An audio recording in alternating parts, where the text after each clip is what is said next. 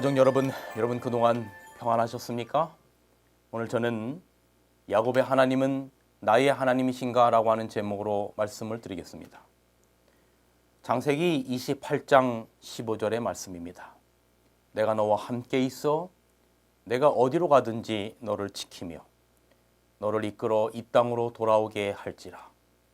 내가 내게 허락한 것을 다 이루기까지 너를 떠나지 아니하리라 하신지라.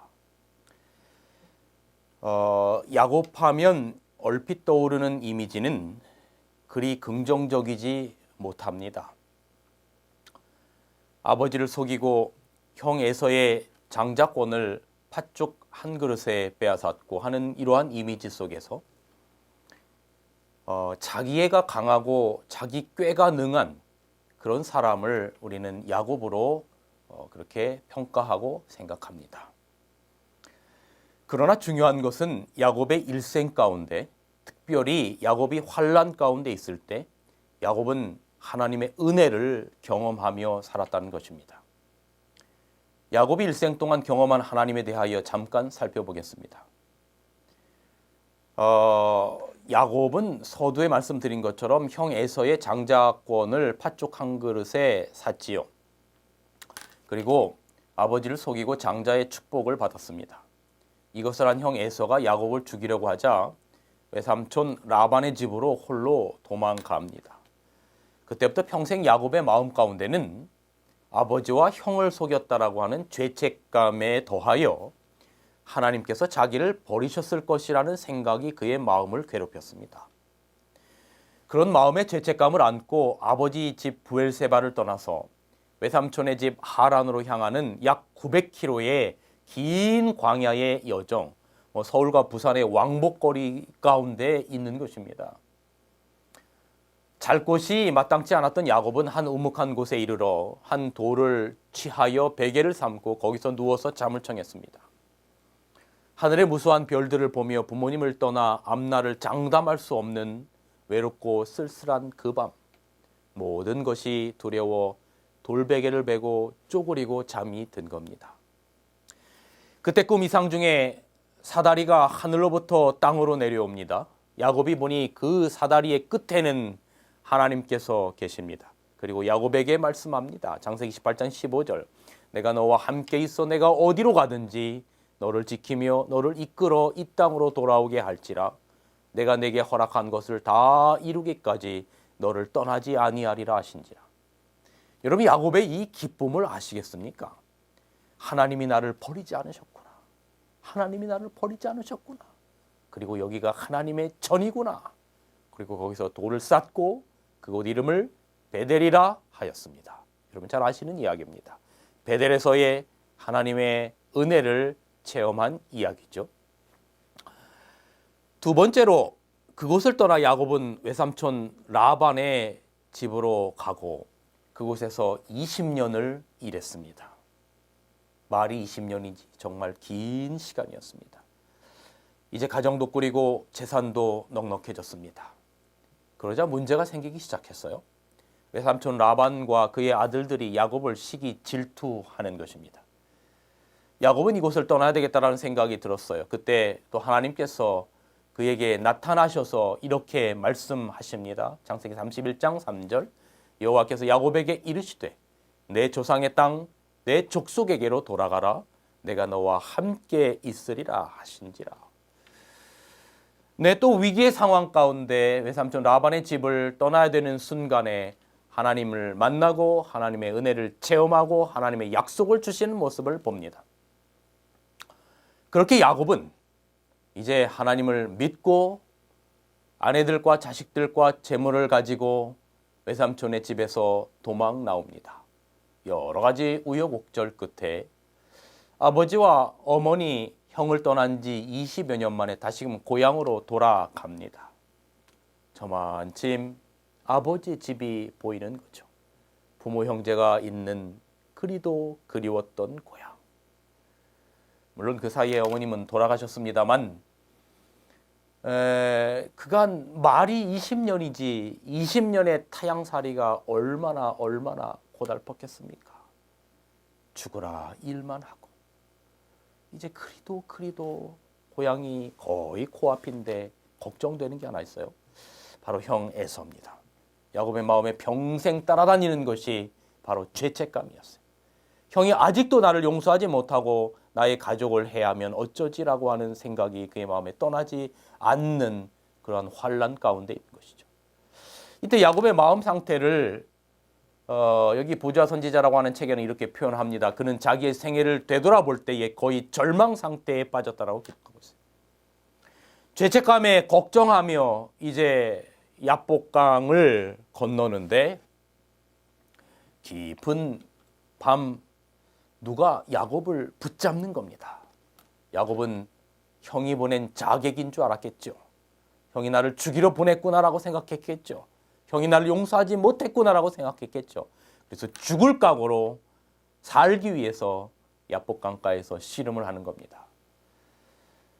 그런데 그 사람은 바로 하나님의 천사였어요. 이때 천사는 야곱의 환도뼈를 칩니다. 그리고 이렇게 말합니다. 창세기 32장 28절. 그 사람이 가로되 내 이름을 다시는 야곱이라 부를 것이 아니요 이스라엘이라 부를 것이니 이는 내가 하나님과 사람으로 더불어 겨루어 이기었음이라. 이 얼마나 놀라운 하나님의 은혜입니까? 베델에서 그리고 20년이 지나고 난 다음에 삼촌의 집에서 떠날 때 그리고 야복 강가에서 야곱은 매 순간순간마다 매 환난과 위기 때마다 하나님의 은혜를 체험하며 살았습니다. 그렇게 형을 만나 형에게 용서를 받고 그는 바로 고향으로 가지 않고 세겜에서 장막을 쳤는데 거기서 야곱의 딸 디나가 세겜 남자들에게 강간을 당합니다. 야곱의 아들들이 노하여 세겜 모든 남자들이 할례받은 틈을 타서 전부 다 죽이는 사건이 일어납니다. 그때 야곱은 20년 전 광야에서 하나님을 만났던 바로 그 베델을 가기로 결심하면서 이렇게 고백합니다. 창세기 35장 3절. 우리가 일어나 베델로 올라가자. 나의 환난 날에 내게 응답하시며 나의 가는 길에서 나와 함께 하신 하나님께 내가 거기서 단을 쌓으려 하노라 하매. 여러분 야곱은 일평생 그가 우리가 꾀돌이라고 생각도 하고 자기애가 강한 사람이라고도 생각을 하고 약간 부정적인 이미지가 야곱에게 있다 할지라도 여러분 야곱은 일평생 그의 환난과 고난 가운데 내가 너와 함께 하리라 하는 임마누엘 하나님을 만나고 하나님의 은혜를 경험하며 살았습니다. 여러분 우리는 여기서 중요한 질문과 마주합니다. 야곱의 일생 동안 함께 하신 하나님은 과연 오늘 나의 하나님이기도 하신가? 다시 한번 질문 드립니다. 야곱의 일생 동안 함께 하신 그 하나님은 과연 오늘 나의 하나님이기도 하신가? 환난 날에 야곱에게 응답하신 하나님이 과연 나의 환난 날에도 응답하실 것인가? 우리는 이 질문을 진지하고 심각하게 던져야 합니다. 여러분 우리가 성경의 이야기를 읽으면서 이 이야기를 성경의 많은 내용들 이야기를 오늘 나에게 적용시키지 못하면 그 이야기는 우리의 삶에 아무런 영향력을 주지 못하는 그저 옛날 이야기, 나와는 상관없는 이야기에 지나지 않습니다. 여러분 이 수천 년 전 구약의 사람이었던 야곱이라고 하는 사람이 오늘 나와 무슨 상관이 있습니까? 여러분 우리가 성경을 읽으면서 꼭 기억해야 할 원칙이 하나 있는데 그것이 바로 동일화라고 하는 것입니다. 성경의 일차적인 대상은 바로 그 당시의 사람들이에요. 기록자들이 기록할 당시의 사람들입니다. 그러니까 이 이야기의 일차적인 대상은 바로 수천 년 전에 야곱이라고 하는 사람이겠죠. 그 사람의 이야기를 기록한 것이고 그 당시에 하나님의 백성들이든 성경을 읽을 만한 사람들이든 어쨌든 그 사람들이 일차적인 대상일 것입니다. 여러분 그러니 우리는 지금 남의 이야기를 내 손에 들고 있는 겁니다. 아니 우리나라 이야기도 아니고 이스라엘 선주의 이야기를 왜 우리가 지금 보고 읽고 하는 것입니까? 이게 우리나라의 삼국시대, 고려시대, 조선시대의 이야기와 다를 게 뭐가 있습니까? 아니 그보다 더 못할 수도 있지요. 왜냐하면 우리나라 이야기도 아니지 않습니까? 그러나 성경의 이야기가 옛 이야기와 그냥 그저 옛날 우리나라의 이야기와 가장 큰 차이점이 뭔지 아십니까? 그건 바로 이 말씀을 기록하신 분은 성령 하나님이시라고 하는 것입니다. 사무엘하 23장 2절에 보면 여호와의 영이 나를 통하여 말씀하시며 그의 말씀이 내 혀에 있도다 기록하고 있어요. 이레미야 1장 9절에는 여호와께서 그 손을 내밀어 내 입에 대시며 내게 이르시되 보라 내가 내 말을 내 입에 두었다. 하나님의 말을 내 입에 두었다라고 말하는 것입니다.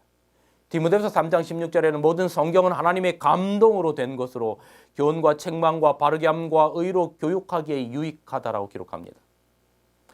그 성령 하나님이 성경의 저자이신 하나님께서 그 성령 하나님이 오늘 이 말씀을 펴고 듣고 있는 우리와 함께 하십니다. 아멘입니까?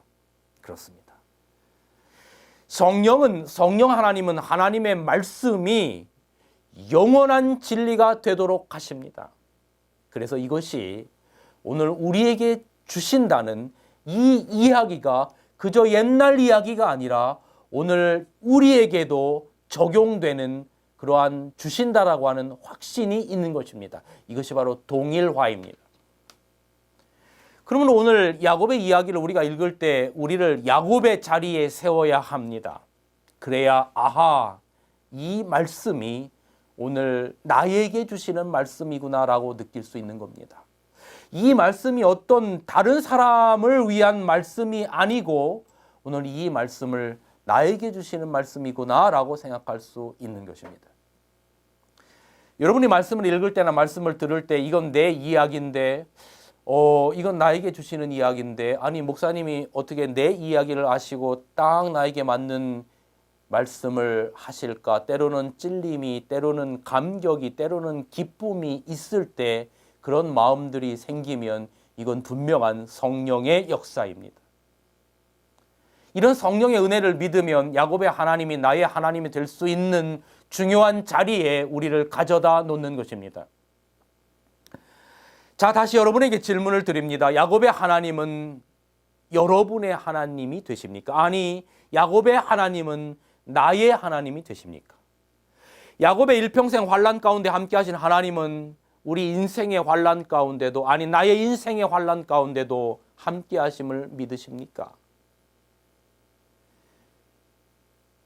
야곱이 아버지 집을 떠나 베델에서 돌베개를 베고 외로이 잠들 때 내가 너와 함께 하리라는 약속을 주신 그 하나님이 오늘 우리의 인생에서 외로이 잠들어야만 했던 수많은 날들 속에 여러분과 함께 하셨음을 믿으십니까?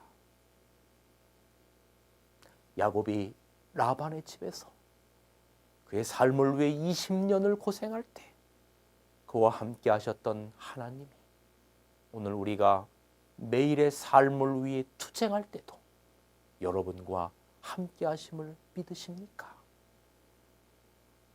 야곱이 야복 강가에서 죄책감으로 괴로워할 때 야곱의 환도뼈를 치시고 야곱의 이름을 이스라엘로 바꾸어 주셨던 하나님이 우리가 죄책감으로 주님 앞에 무릎 꿇을 때 우리의 죄를 용서하심을 믿으십니까?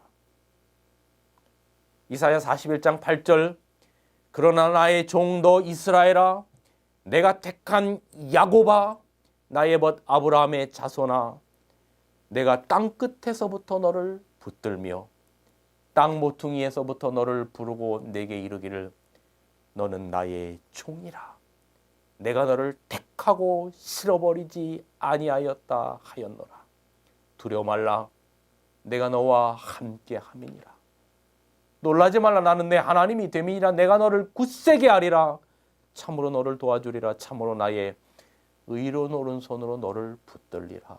아멘. 여러분, 오늘 야곱의 일생의 이야기에서 야복 강가에서 천사와 씨름한 그 장면 창세기 32장을 이 시간 조금 더 깊이 조명해 보겠습니다. 예레미야 선지자는 이 씨름하던 밤을 야곱의 환란이라 불렀습니다. 예레미야 30장 7절 슬프다 그날이여 그와 같이 엄청난 날이 없으리로다. 그날은 야곱의 환란의 때가 되미로다. 그러나 그가 환란에서 구하여 냄을 얻으리로다. 아멘.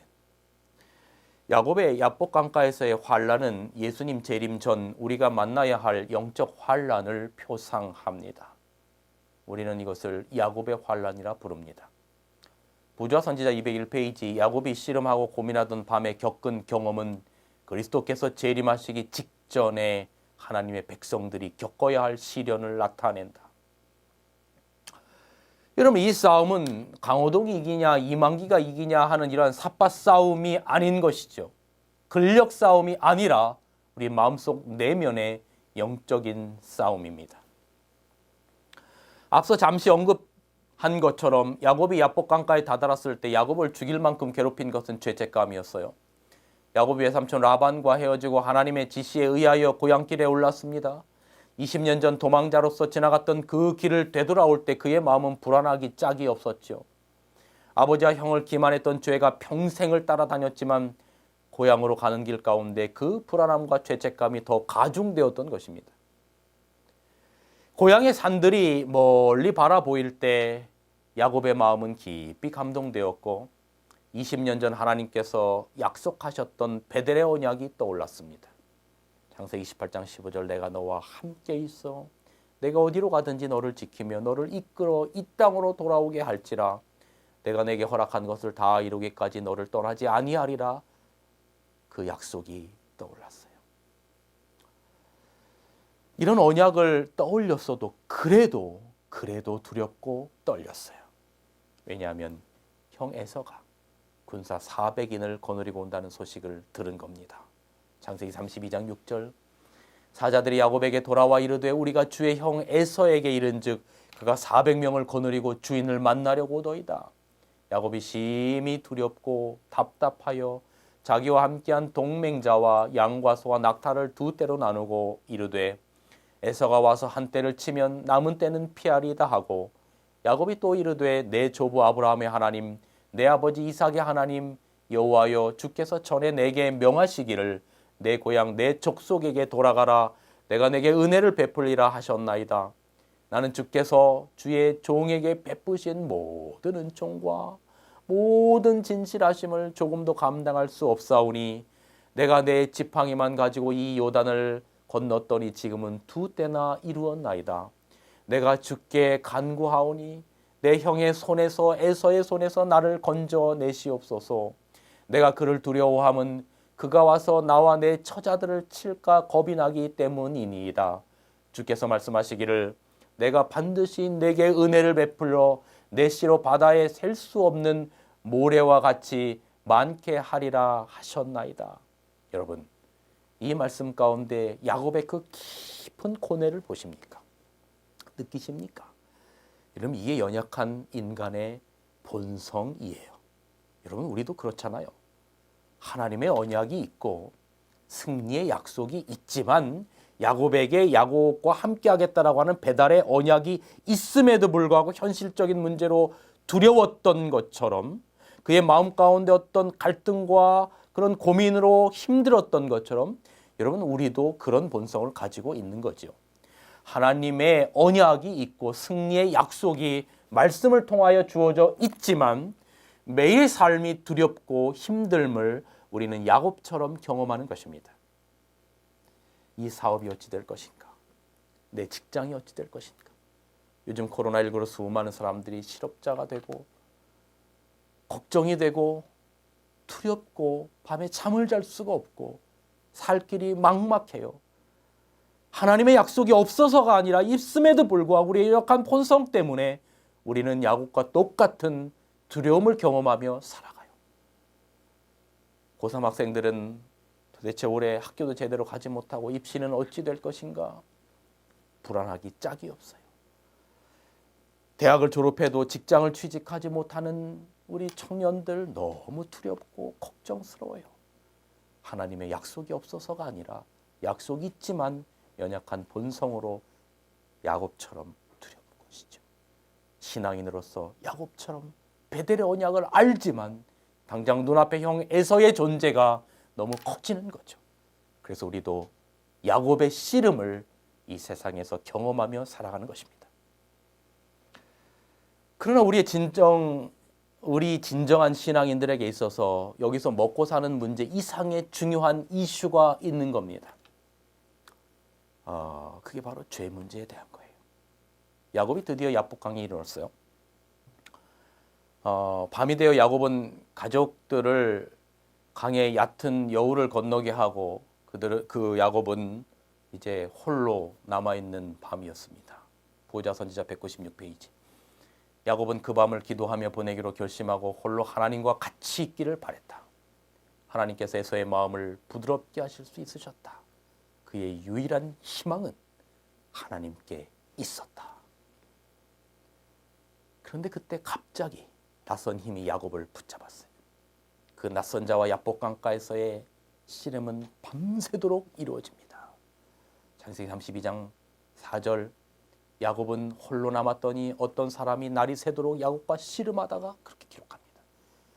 야곱은 자기의 생명을 위하여 싸우고 있는 동안 그의 마음 가운데 죄책감이 더욱더 살아나는 겁니다. 그러나 그때에도 하나님의 약속을 기억하고 진심으로 하나님의 자비를 탄원하였어요. 그러나 곧 그가 싸우는 자가 하나님의 사자라는 것을 알게 되었어요.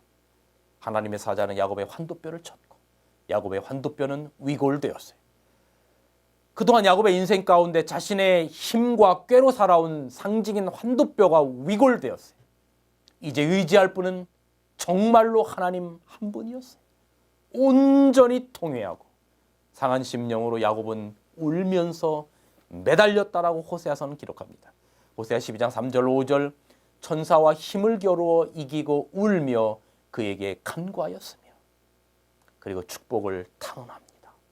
창세기 32장 26절 당신이 내게 축복하지 아니하면 절대로 가게 하지 아니하겠나이다. 그럼 여기서 축복이라 하면 물질적인 것이 아님을 우리가 압니다. 이것은 바로 자기의 죄가 용서받았다는 보증을 받는 것이었어요. 부자선지자 197페이지 그는 자기의 죄가 용서받았다는 보증을 받아야 하였다. 그의 탄원과 간절한 회개는 받아들여졌습니다. 내 이름이 무엇이냐? 제 이름은 야곱입니다. 다시는 야곱이라 부르지 말고 이스라엘이라 부르라. 이는 내가 하나님과 사람으로 더불어 겨루어 이기었다. 이 죄 많고 꽤 많은 인간이 겸손과 회개와 자기 포기를 통해서 하늘의 사자와 겨루어 이겼다는 선언을 들은 것입니다. 그런데 여러분,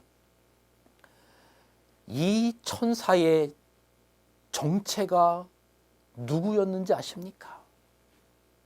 부조와 선지자는 그분이 바로 예수 그리스도였다라고 기록합니다. 부조와 선지자 197페이지 야곱에게 자신을 나타내신 분은 언약의 천사 그리스도였다. 사랑이 많은 쪽이 여러분 져주는 겁니다. 부모가 어린 자식에게 힘이 없어서 지는 게 아닙니다. 그 사랑이 져주도록 하는 것입니다. 바로 그리스도께서 자신의 연약함을 내놓고 회개하는 야곱을 더 사랑하셔서 용서하시고 안아주신 것입니다. 부자 선지자 197페이지 사랑이 무한하신 분께서는 이 죄인의 호소를 물리칠 수 없으셨다. 아멘. 그리고 야곱은 형 에서와 20년 만에 만나 울며 서로 입맞추고 용서하고 그로 인하여 야곱의 평생을 따라다녔던 죄책감이 내려놓게 된 것입니다. 창세기 33장 4절 에서가 달려와서 그를 맞아서 안고 목을 어긋맡기고 그와 입맞추고 피차 우니라. 야곱이 그날 밤 얼마나 단잠을 잘 수 있었을까요? 아니면 어쩌면 너무너무 기쁘고 설레어서 잠을 못 잘 수도 있겠죠. 근데 여러분 그거 아세요? 여러분 왜 우리가 하나님의 은혜를 간구하며 살아야 하는지 형 에서가 동생 야곱을 용서한 데는 여기 놀라운 하나님의 섭리가 있었던 겁니다. 여러분 여기 이 말씀을 보십시오. 얼마나 감동적인지. 야곱이 천사와 씨름하는 동안 다른 하늘의 사자가 에서에게 파송되었다. 에서는 꿈속에서 아버지의 집을 떠나 20년 동안 방랑하는 그의 아우를 보았다. 그러니까 야복강가에서 밤새도록 씨름하던 그때에 하늘의 하나님께서 또 다른 천사를 누구에게 보낸 겁니까? 형 에서에게 보내서 에서의 꿈속에서 야곱이 아버지의 집을 떠나서 20년 동안 고생했던 모든 것들을 형 에서에게 다 보여주셨다는 거예요. 그는 또 야곱이 어머니의 죽음을 알고 몹시 슬퍼하는 것과 야곱이 그 20년간 삼촌의 집에 있을 때 어머니가 돌아가셨죠. 죽었죠. 근데 거기를 갈 수가 없었던 거예요. 그러한 슬픔과 그가 하나님의 군대에 호위되어 있는 것을 보았다. 와, 야곱은 몰랐지만 하나님의 군대 위에서 호위되어 있었던 야곱이죠. 에서는 이 꿈을 자기의 군사들에게 이야기해주고 그의 아버지 하나님이 야곱과 함께 계시니 그를 해하지 말라고 명령하였다. 에서의 마음이 성령의 역사로 부드러워졌고 지난 20년간 이 동생의 고생과 어머니를 잃고도 올 수 없었던 그 아픔을 동정하게 된 것입니다. 또한 하나님께서 야곱과 함께 하심을 보았던 거죠. 우리는 여기서 참 배울 교훈이 너무 많아요. 예수님께서 재림하시기 직전에 이 야곱의 경험은 모든 그리스도인들이 겪어야 할 영적 싸움이다 그랬어요. 사단은 씨름하던 밤에 야곱에게 죄의식을 불어넣어 멸망받을 수밖에 없는 죄인임을 각인시키려고 노력했어요. 부조와 선지자 201페이지 사단은 하나님의 천사들 앞에서 야곱을 고소하고 그가 범죄하였으므로 그를 멸할 권리가 자기에게 있다고 주장하였다. 야곱은 자신의 과거를 돌아보고 절망하였습니다. 그러나 그는 지금까지 자신의 힘으로 살았던 것을 환도뼈의 위골과 함께 회개하였습니다. 그리고 전적으로 하나님의 언약과 은혜를 주장하였던 것입니다. 우리도 영적 씨름 가운데 있습니다. 선악간의 대쟁투 가운데 살아갑니다. 우리의 죄는 절망적입니다. 그러나 우리가 의지해야 할 유일한 한 분이 계신데 바로 십자가에서 우리를 위하여 속죄의 피를 흘리신 그리스도이십니다. 우리의 죄는 진홍처럼 붉지만 그리스도의 보혈 앞에 회개하면 깨끗하게 하실 것입니다. 이사야 1장 18절 여호와께서 말씀하시기를 오라 우리가 서로 변론하자 너희의 죄가 주홍 같을지라도 눈과 같이 이어질 것이요 진홍같이 붉을지라도 양털같이 되리라.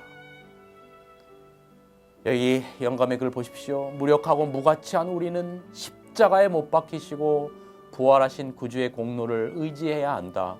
그렇게 하고도 멸망당할 사람은 아무도 없을 것이다. 아멘. 야곱의 환도뼈가 위골되어 육신은 비록 절룩거렸지만 그의 내면은 평생을 따라다닌 죄책감의 해방으로 기쁨이 충만하였습니다. 베델의 하나님께서는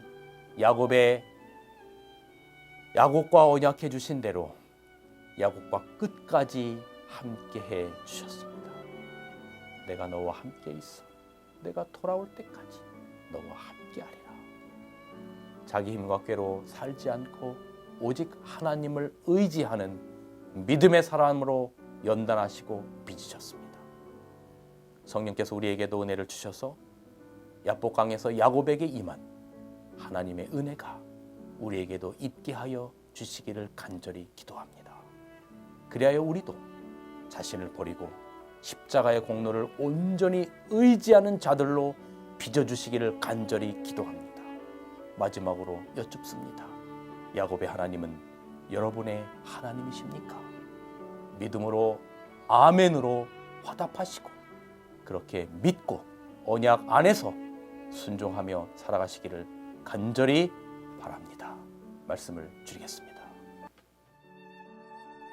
진리횃불 웹사이트에는 이 시대를 위한 하나님의 말씀이 준비되어 있습니다. 다음과 같은 성경 연구 자료를 통해서 하나님을 더 깊이 만나게 되길 간절히 바랍니다.